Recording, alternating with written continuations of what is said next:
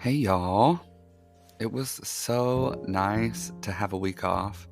I hope you missed me while I was gone. I hope you caught up on any episodes you may have missed. This week's topic was requested and kind of suggested by a very dear friend of mine, Alan. He's been a great sounding board for this podcast. So thank you, Alan, for being a dear friend, even from Ohio. So we talked about dating in episode 4. I think it was 4. I don't remember the number. But what do you do when you find yourself in an actual relationship? Let's talk about it.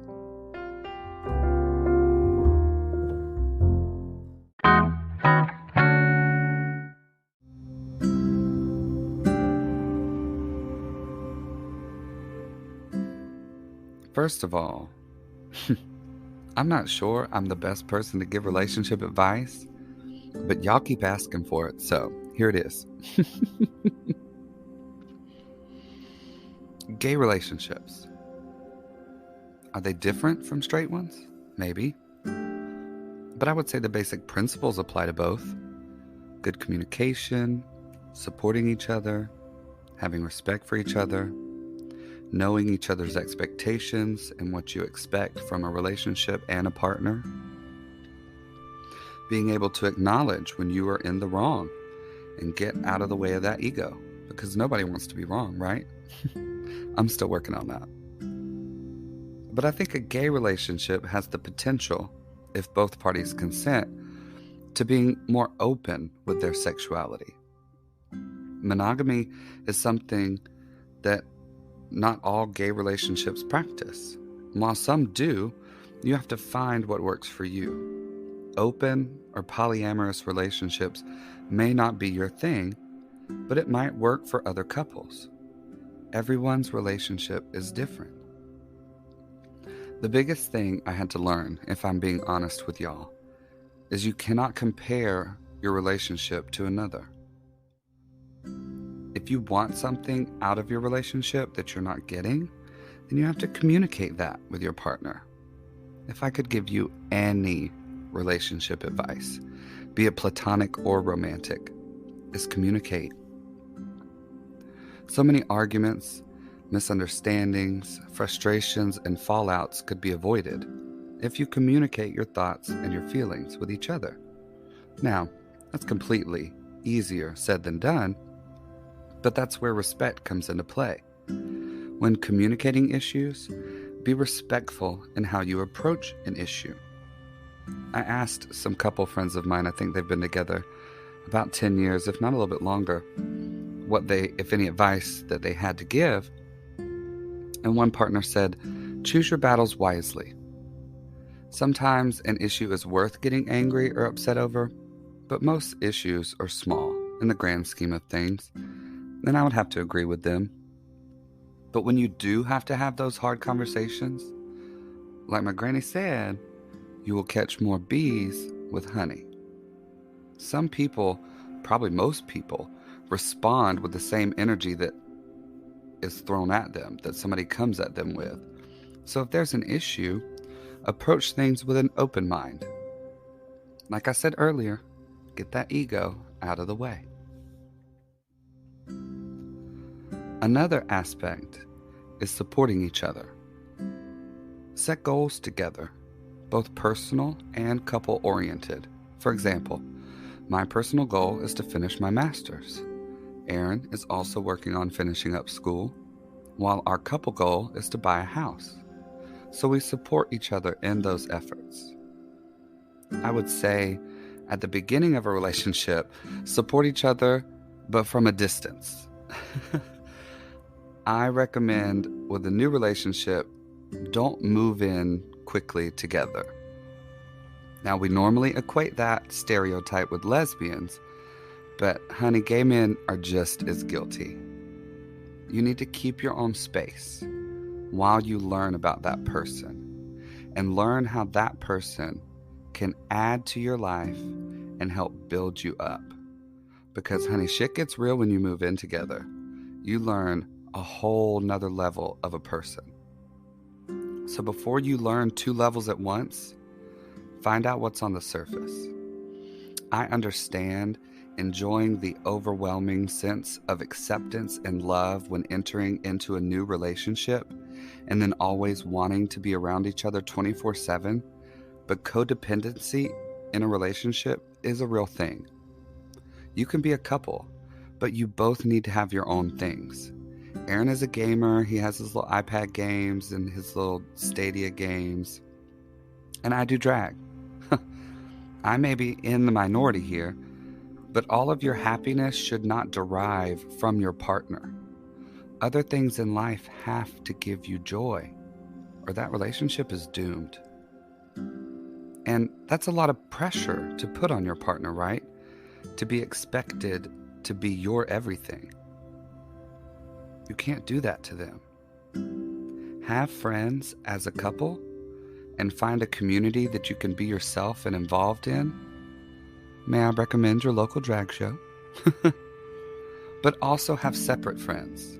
Aaron has a group of friends. I have a group of friends. It's okay.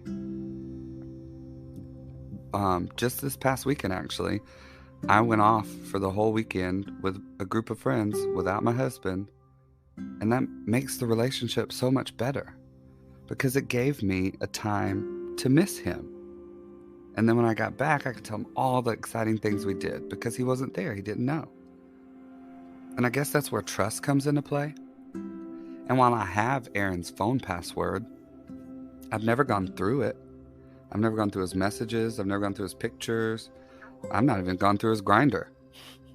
He's gone through mine because he's nosy like that. But I have nothing to hide, and he knows that. And at the end of the night, who am I cuddling up next to? Him. So let's talk about that. A few have asked on social media, and yes, we have an open arrangement. But I swear, people think couples that have an open relationship or open marriage are always looking for a third or something extra on the side. That's not even what it is at all. Aaron and I just call it an adult play date and leave it at that. Now, there are rules that need to be established, and if you're going to have a successful open relationship, I would personally not recommend having that at the beginning of your relationship unless you know going into it polyamory is something that both of you enjoy and both of you have talked about, and that's a deep conversation that you've already had. I think Aaron and I waited 3 years before ever having that conversation and then slowly started to experiment and open up with the idea of an open relationship. And people have asked what our rules are. We have quite a few, kinda. Not really quite a few. It's under 10. But here's a few for you because I'm not going to get into all of them. I said, 1, always relay what is happening before it happens. So if we're about to go do something, he knows before it even happens. It's not something that he finds out after the fact. Number 2, if they come to our house, nothing happens in our bed. Number 3, if we travel to somebody's house, we send their address before we even leave. But we also share each other's location 24/7. But, people are crazy. Number 4, we don't do anything on holidays like Christmas or Thanksgiving when we're supposed to be like spending time with family. I mean, that's a given, but, just have rules. Like I said, we have a few more, but those feel a bit too personal, so I'll just draw the line right there. Some people have asked about boundaries with an open and poly relationship, and now I can't speak for people in poly relationships because I've never been in one. I would say each couple will probably have different boundaries, and this is where you can really practice that compromise in a relationship, right? Our open relationship arrangement has evolved over the years, and that all comes back to communication and expressing what we want out of something, and that's how it goes. Speaking of communication, do you know your love language? Because setting expectations from the beginning of a relationship will also set your relationship up for success. And love languages, I believe, can really help with that. So we'll talk about those when we get back.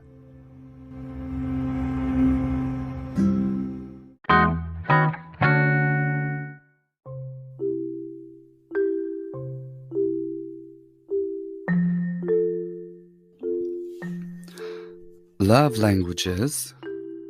Google says there are 5. You can Google and take a quiz and it'll tell you what your love languages are.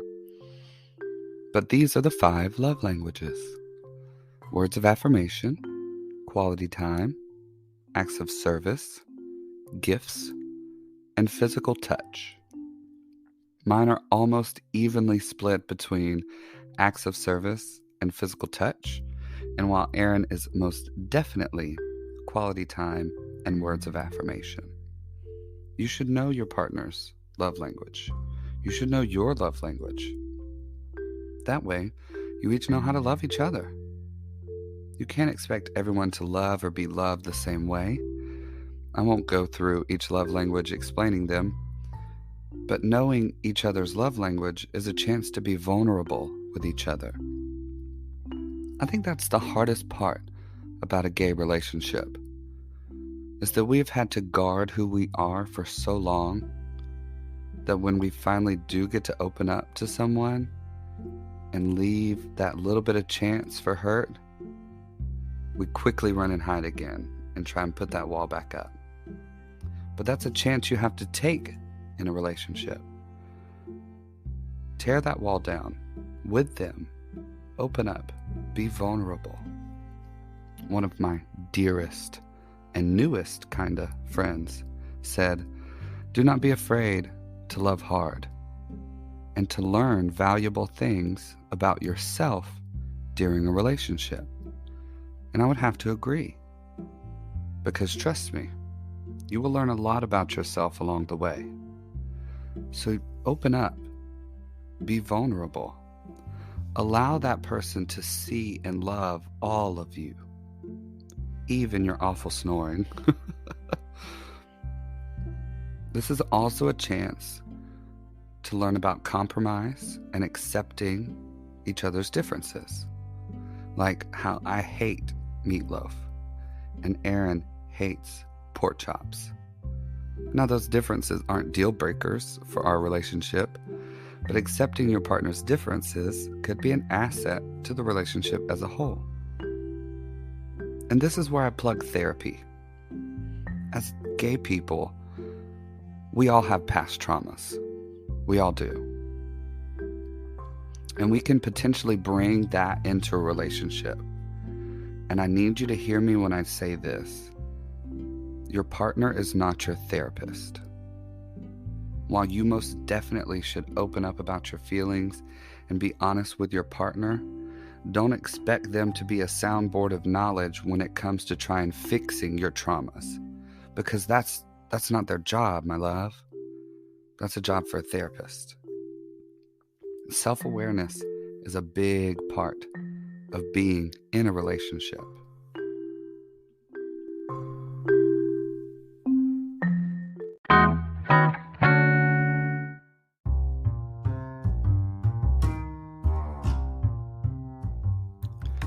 Now to answer your questions that I did not get to answer in my podcast.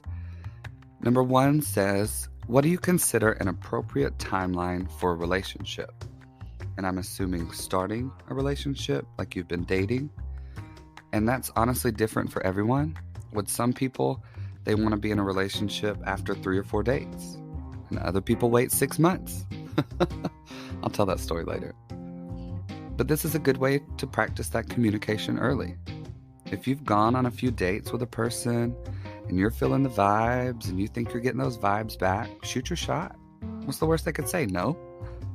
And if they say no, you don't have to waste any more time dating that person. Move on to the next one. If they say yes, congrats. Number 2 and 3, I think I'm going to answer together. Number 2 says, how do I not worry about my future of dating? And number 3 says, how do I find a boyfriend? People only want to hook up. And so for both of you, I would say it's hard to find a boyfriend, right?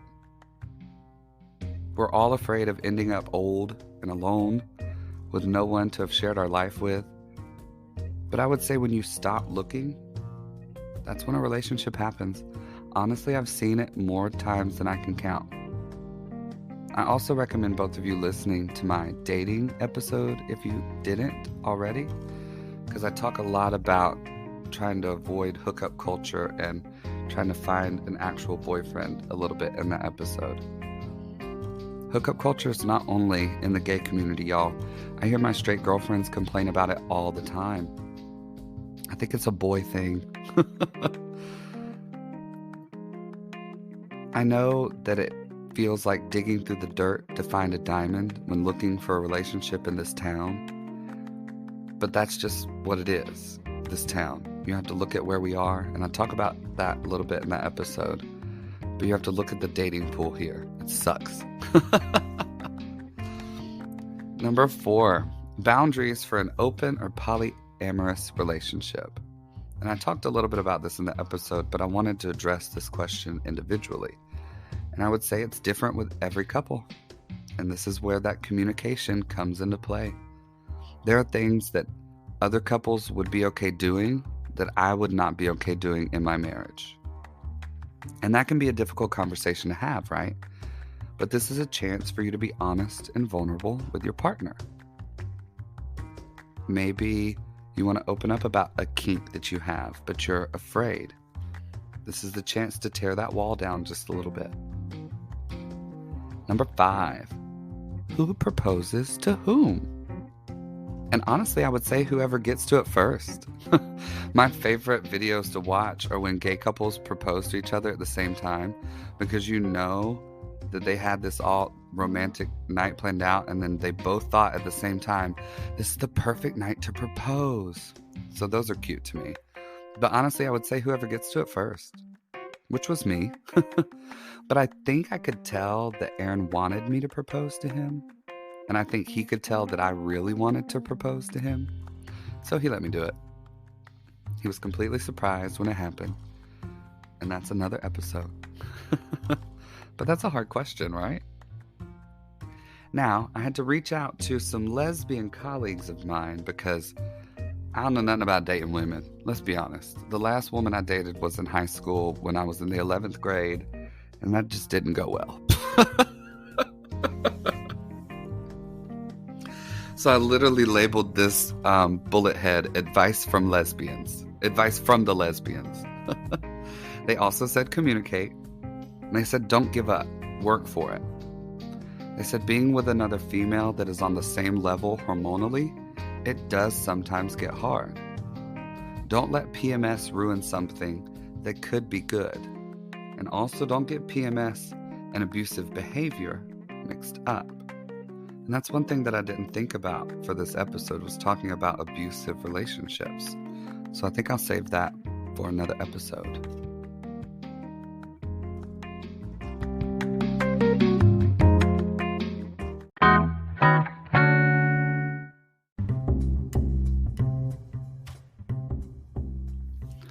What an episode. I think I surprised myself with some of that advice. Now, just to practice what I'm preaching. I had one more friend message me at the last minute. Thankfully, I could not leave this advice out of here. This couple has been together for almost 11 years. And this is the best advice I've heard all day while working on this podcast. It takes 2 to mess up, and it takes 2 to fix it. In a relationship, we innately want to try and put the blame on something or someone that is not us, right? Like I said, that ego. But we just need to realize we're all human. We make mistakes. If we own up to those mistakes, it makes life a whole lot easier. And it makes fixing any problems easier as well. They also said not to go to bed angry or without trying to resolve any argument, as did the lesbians. And I agree with both of them. This is where the biggest factor, listening, comes into play. Because we can listen, but are we listening to respond? Or are we listening to understand how our partner feels in that moment. Because there have been times, both Aaron and I back and forth, that I've been explaining how I feel about something, or he's explaining how it feels for something for him. And in my mind and in his mind, honestly, we both said it to each other, like, that's so dumb. Why are you upset about that? But in the moment, it's a very real feeling. And when you can validate those feelings and talk about those feelings and just ease that anxiety, which is what mostly it is, that helps the relationship so much better. Yes, in our mind, maybe it is something dumb to get upset about, because I've gotten upset over some dumb shit.